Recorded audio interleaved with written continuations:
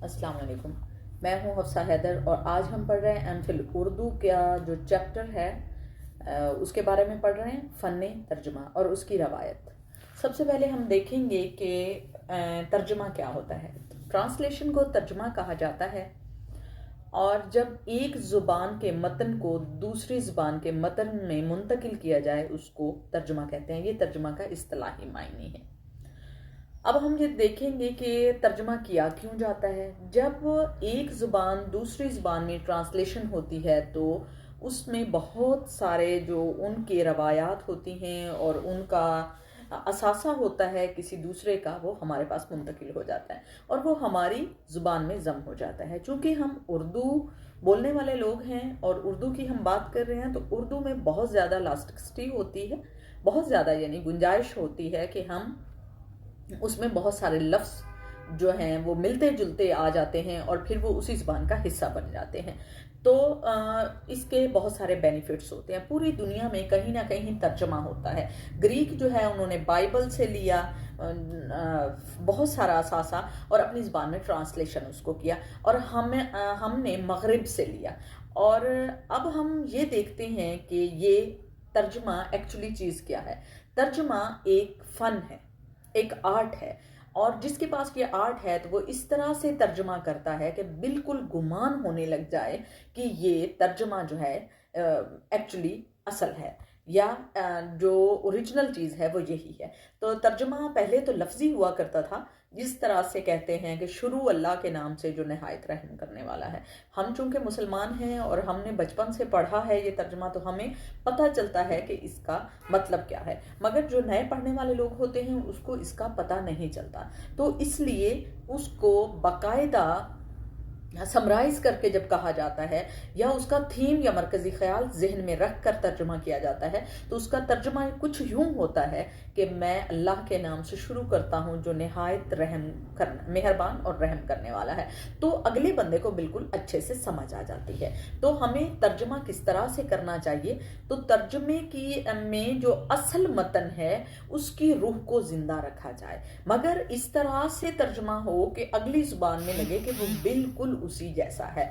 जैसे कि बागो बहार की बात करते हैं, वो एक तर्जुमा शुदा किताब है।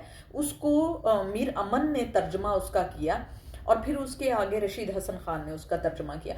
तो बहुत सारे इस तरह से तर्जुमे हुए कि वो एक्चुअली लगते हैं कि वो तर्जुमे ही हैं। जैसे अरस्तु से इलियट तक वो जमील जालबी साहब ने किया तो सेम ऐसे लगता है जैसे कि वो उर्दू में ही किया गया है।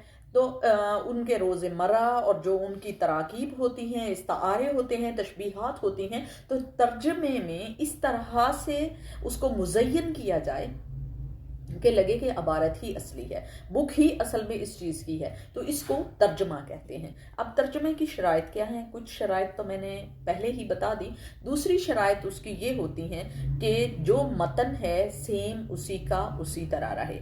ट्रांसलेशन उसकी होनी चाहिए, मगर जो मतन में ओरिजिनल चीज़ है, तख्लीक कार उसको जिस तरह से उसने लिखा सेम उसको उसी तरह से होना चाहिए, उसे बिल्कुल भी चेंज नहीं होना चाहिए।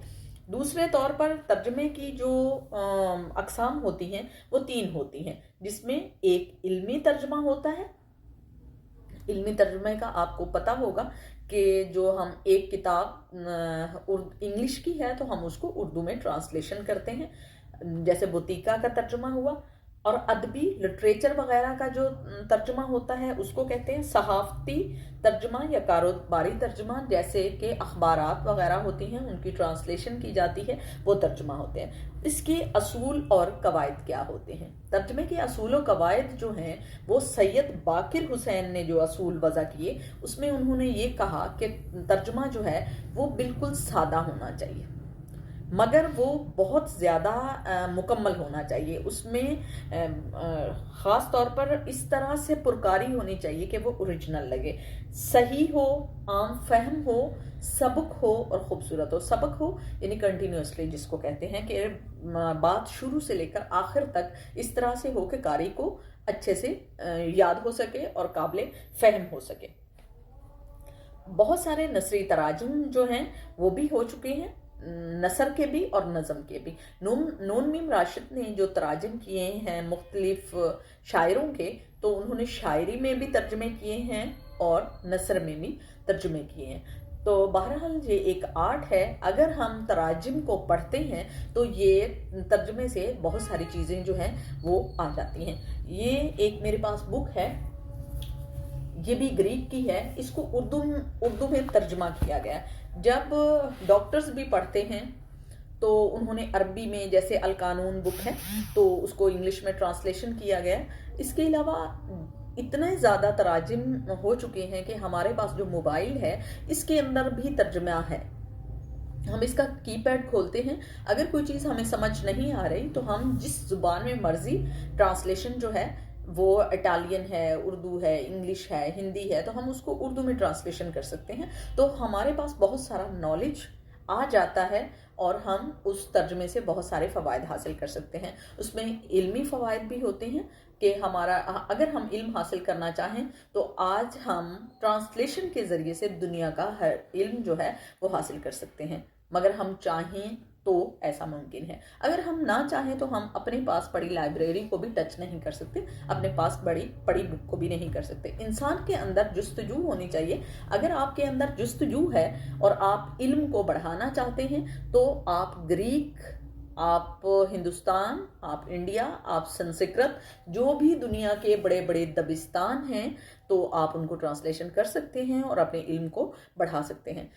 ये तर्जुमा का जो फ़न है वो इतना ज़्यादा अरूज को पहुंचा हुआ है कि जो तख्लीक़ात हैं वो ऐसे लगती हैं कि बिल्कुल ऐसे उर्दू में ही मन्नो अन उठाकर दे दी गई हैं। तो ये जो तर्जुमा करने वाला होता है उसकी शख्सियत जो है वो इतनी ज़्यादा गहरी हो कि वो अगर सपोज़ इटली की किसी ज़ुबान में तर्जुमा कर रहा है किसी किताब का और उर्दू का, तो उसे जो इटली के रस्म व रवाज हैं, जो उनके ज़ुबान व बयां हैं, जो उनके तराकीब हैं, जो उनके रोज़मर्रा हैं और जो उनके मकबूलियत है किसी चीज़ की, वो सारी की सारी उनसे वाकफियत हासिल करता हो और फिर उसको जिस ज़ुबान में यानी उर्दू में तर्जुमा कर रहा है तो उर्दू के भी सारे लवाजमात, जो रहन सहन हैं, जो रवायात हैं, जो तहजीब है, जो इलाकाई और ज़मीनी हकाइक हैं, उन सब के बारे में उसको पता होना चाहिए। अगर जब एक इंसान में जो मुतरज्जम है अगर उसको नहीं पता चल सकता, कुछ लोग मुतरज्जम कहते हैं और कुछ लोग मुतरजम कहते हैं। अगर मैंने प्रोनाउंसिएशन में कोई गलती की तो एडवांस में मैं उससे माफ़ी चाहूँगी कि मुझे सही से इसका अंदाज़ा नहीं है कि मुतरजम उसको बोलते हैं या मुतरजम। बहरहाल वो एक अलग बात है। जो ट्रांसलेशन करने वाला इंसान है यानी जो मुतरजम है उसको दोनों ज़ुबानों पर अबूर हासिल होना चाहिए, तभी वो एक अच्छा मुतरजम बन सकता है। क्योंकि जब वो उसको पढ़ेगा, मतन को, उसकी गहराई को पढ़ेगा और जो शायर है या कोई अदीब है उस तख्लीक की रूह तक जब तक वो नहीं पहुंचेगा तब तक वो अच्छा तर्जुमा नगार नहीं हो सकता। तो अच्छा तर्जुमा निगारी के लिए आगे ये नस्ल से नस्ल आगे पहुंचता है तो फिर आने वाली नस्ल उसको रद्द कर देती है। तो इसलिए बहरहाल आपको भी रद्द करने के लिए लोग बैठे हुए हैं जो आने वाली नस्ल है। तो आप बेहतरीन तर्जुमा निगारी के लिए ज़रूरी है कि आप हक और सच का साथ दें और बिल्कुल ऐसा तर्जुमा करें जो कुतब हैं और जो इल्म है उससे शनासाई बहरहाल बहुत ज़्यादा ज़रूरी है। तो ये था फ़न तर्जुमा और उसकी कुछ शराइत। उसके बाद हम देखेंगे आगे रवायत के बारे में। ओके, अल्लाह हाफिज़।